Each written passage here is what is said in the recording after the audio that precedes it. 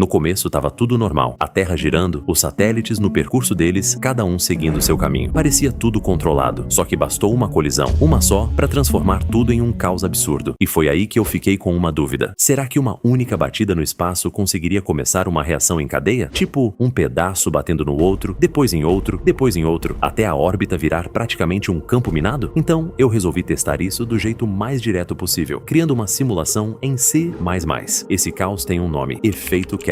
E a ideia é simples. O problema não é só um satélite bater em outro. O problema é o que vem depois da batida. Porque quando alguma coisa quebra no espaço, ela não cai no chão igual aqui na Terra. Os pedaços continuam lá em cima, girando em volta do planeta. Só que agora cada pedaço virou um novo perigo. Um fragmento pode bater em outro satélite. Esse satélite pode quebrar também, gerar mais pedaços. Esses pedaços podem bater em outros objetos. E aí tudo vira um completo caos. Um efeito em cadeia. Então, antes de fazer qualquer colisão, eu precisava montar a base da simulação. Primeiro eu coloquei a Terra no centro. Depois criei os satélites em volta dela. Mas eles não podiam ser só objetos parados na tela. Cada satélite precisava ter uma posição, uma velocidade e um caminho para seguir. A ideia era simples. Se ele existe na simulação, ele precisa se mover como se realmente estivesse orbitando alguma coisa. Depois disso, eu fiz os satélites começarem a girar em volta da Terra. E aí vem uma coisa que engana muito. Olhando assim, parece que tudo está devagar. Parece que eles estão só passando tranquilos, cada um na sua rota. Mas isso é só porque a escala é gigante. No espaço, as coisas podem parecer calmas, mas estão viajando rápido demais. Então, eu não queria só animar satélite passando bonito. Eu queria que cada objeto tivesse movimento próprio, como se a simulação estivesse realmente calculando para onde ele vai. Só que para testar o efeito Kessler, não bastava ter satélite girando. Eu precisava criar uma regra. Se dois objetos chegassem perto demais, aquilo não podia ser ignorado. A simulação tinha que entender que ali aconteceu uma colisão. E quando essa colisão acontecesse, o objeto não podia só sumir. Ele precisava quebrar, gerar pedaços. E esses pedaços tinham que continuar viajando pela órbita, porque é aí que o problema começa de verdade. Não na batida em si, mas no que ela espalha depois. Depois que essa regra ficou pronta, eu forcei o primeiro encontro. Peguei dois satélites que estavam seguindo caminhos diferentes e fiz eles passarem pelo mesmo ponto. De longe, parecia pouca coisa. Só dois objetos se aproximando no espaço. Mas quando eles chegaram perto, deu para entender o perigo. Não tinha desvio, não tinha freio, não tinha segunda chance. Eles se encontraram numa velocidade absurda e a simulação transformou aquela batida nos primeiros fragmentos. Depois da colisão, o problema não acabou. Na verdade, ele começou ali, porque aqueles pedaços não ficaram parados. Eles saíram espalhados, cada um seguindo uma direção, cada um com sua própria velocidade. E agora, a simulação não tinha mais só satélites organizados girando em volta da Terra. Ela tinha fragmentos soltos, atravessando caminhos, cruzando rotas e passando perto de outros objetos. Era como se a órbita tivesse ganhado várias pequenas ameaças ao mesmo tempo. E aí, aconteceu a parte que eu mais queria ver. Um desses fragmentos cruzou o caminho de outro satélite. E quando ele bateu, não foi só mais uma colisão isolada. Aquele satélite também quebrou. E quando ele quebrou, gerou mais pedaços. Só que agora tinha um problema maior. Os fragmentos da primeira batida se misturaram com os fragmentos da segunda. A órbita, que antes parecia organizada, começou a ficar cada vez mais suja. E quanto mais pedaços apareciam, maior ficava a chance de outra batida acontecer. A partir daí, a simulação começou a mudar de cara. Antes dava para acompanhar cada satélite, cada caminho, cada rota. Mas depois das primeiras colisões, começou a ficar difícil entender o que era satélite e o que era pedaço solto. Os pontos foram aumentando, os caminhos começaram a se cruzar cada vez mais e a órbita foi ficando cheia de coisa, passando em todas as direções. Era como assistir uma estrada tranquila virar um acidente atrás do outro, só que em volta da Terra inteira. Chegou um ponto em que a simulação já não parecia mais uma órbita normal. Parecia um campo minado girando em volta da Terra. Qualquer objeto que passasse por ali tinha chance de encontrar algum fragmento no caminho. E é aí que dá para entender o problema de verdade. Muitos desses pedaços eram pequenos. Pequenos o bastante para parecerem quase nada na tela, mas rápido o bastante para causar um estrago enorme. Então, o perigo não era só o satélite grande que dava para ver. Era também aquilo quase sumia no meio do caos.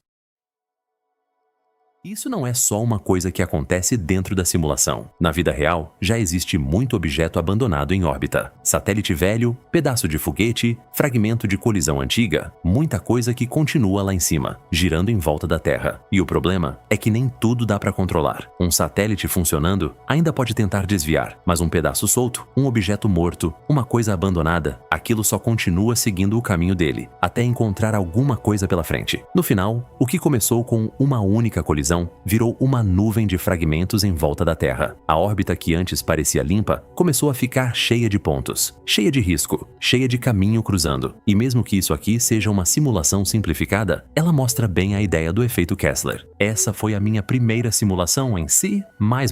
Ainda é simples, ainda tem muita coisa para melhorar, mas ela já mostrou uma coisa. Às vezes, uma única colisão é tudo que precisa para começar um caos muito maior. E no próximo teste, eu quero levar isso ainda mais longe.